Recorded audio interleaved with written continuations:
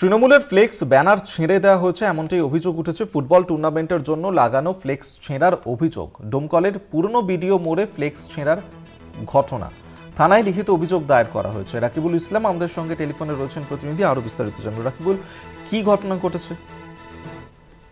দেখো, রাজ্য সড়কের ধারেই অর্থাৎ রাজ্য সড়কের ধারেই পুরনো বিডিও মোড় অর্থাৎ ডোমকল পুরনো বিডিও মোড় এলাকায় একটি গেট করা হয়েছিল ব্যানার এবং ফ্লেক্স দিয়ে। সেই গেট তৈরি করার মূল কারণ ছিল যে গত 7ই ফেব্রুয়ারি অভিষেক বন্দ্যোপাধ্যায়ের নামে একটি ফুটবল টুর্নামেন্ট ছিল। সেই টুর্নামেন্টের পরেও কিন্তু ওই ফ্লেক্স ব্যানার দিয়ে যে গেট করা হয়েছিল সেই গেট রাখা হয়েছিল দলের প্রচারের স্বার্থে।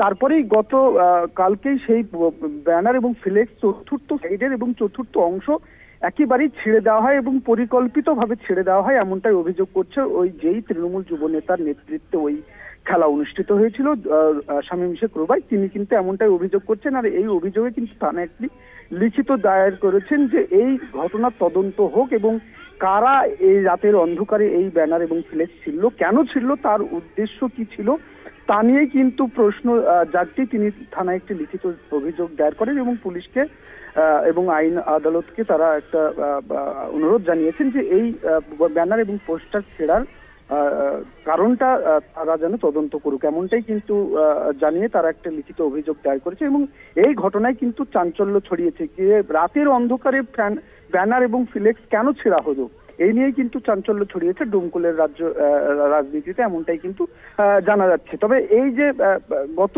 7ই ফেব্রুয়ারি খেলা শেষ হলেও দলের স্বার্থে অর্থাৎ দলের প্রচারের স্বার্থে ফ্লেক্স রাখা হয়েছিল, সেই ফ্লেক্স এতদিন থাকলো কিন্তু হঠাৎ করে গতকালকেই কেন ছেঁড়া হলো, এ নিয়েও কিন্তু একাধিক প্রশ্ন হচ্ছে, এমনটাই কিন্তু এখন পর্যন্ত জানা যাচ্ছে। অভিক, ধন্যবাদ তোমায়। রাকিবুল ইসলাম আমাদের সঙ্গে টেলিফোনে ছিলেন প্রতিনিধি।